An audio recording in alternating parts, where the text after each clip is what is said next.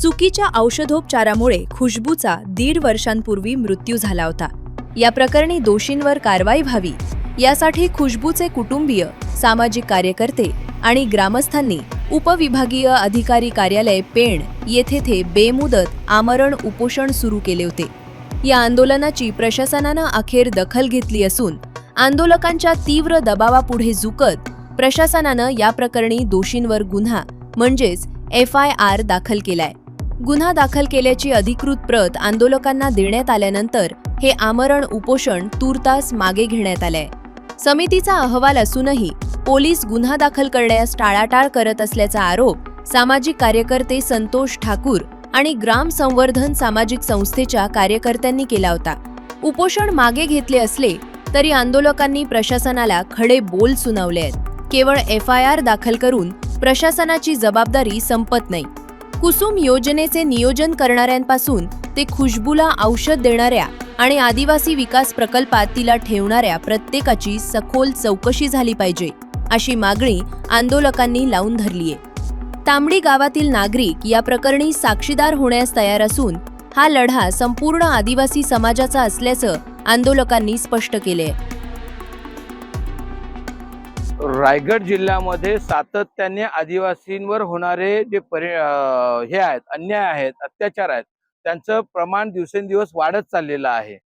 वेगवेगळ्या पद्धतीचं ह्या समाजावर आघात होत आहेत, ज्याच्यामध्ये अगदी प्रशासकीय यंत्रणेकडून होणारा हलगर्जीपणा, ज्यामध्ये आज आम्ही खुशबू ठाकरे ह्या विद्यार्थिनीचा चुकीच्या औषधं दिल्यामुळे मृत्यू झाला होता आणि त्याचे मागील 1.5 वर्षापासून आम्ही सातत्याने पाठपुरावा करत आहोत की म्हणतो आहोत आम्ही की त्या मुलीचा मृत्यू हा नैसर्गिक नाही आहे, त्या मुलीचा मृत्यू हा प्रशासकीय यंत्रणेच्या हलगर्जीपणामुळे झालेला आहे। आणि असं असताना सुद्धा प्रशासन दुर्लक्ष करत होतं, म्हणून आम्ही आज आमरण उपोषणाला पेण प्रांत कार्यालयासमोर बसलो होतो। आणि त्यानंतर आता FIR दाखल केल्याची FIR ची कॉपी आम्हाला प्रांत अधिकाऱ्यांनी दिलेली आहे।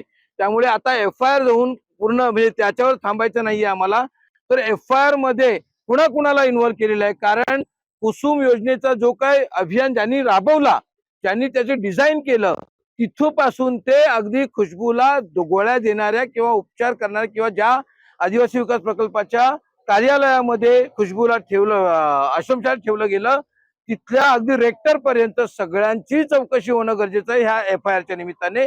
कारण नुसती FIR केली म्हणजे पोलिसांची जबाबदारी संपत नाहीये। त्यामुळे आमची ही मागणी आहे की FIR केलीत, आता ह्या सगळ्यांचा तपास करा। आणि आमची ही मागणी आहे, मग नंदा म्हात्रे मॅडम असतील, ज्या पंचायत राज संघटनांच्या प्रमुख आहेत, ज्या सातत्याने कंटिन्यू प्रयत्न करत आहेत, आणि ग्राम संवर्धन सामाजिक संस्था त्याचे कार्यकर्ते, आम्ही साक्षीदार व्हायला तयार आहोत।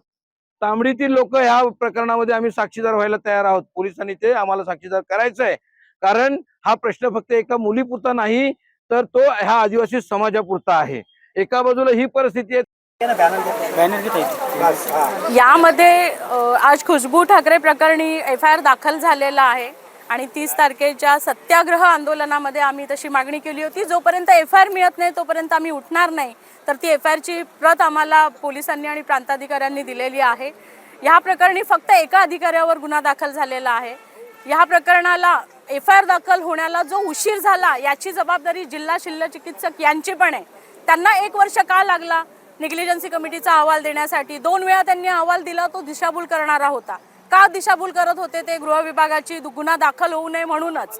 तरी यामध्ये जे वरिष्ठ अधिकारी आहेत, मग त्याच्यामध्ये DHO असतील, सिव्हिल सर्जन असतील, सर्क्युलर काढणारे अधिकारी असतील, THO असतील, आदिवासी विकास प्रकल्पाच्या अधिकाऱ्यांनी सुद्धा या मृत्यू प्रकरणी कोणताही पाठपुरावा घेतला नाही, केला नाही, तर ते सुद्धा तितकेच दोषी आहेत। तर या सगळ्यांचा सुद्धा या FIR च्या निमित्ताने तपास व्हावा आणि दोषी असतील त्यांच्यावर गुन्हा दाखल व्हावा, अशी आमची यापुढची मागणी आहे।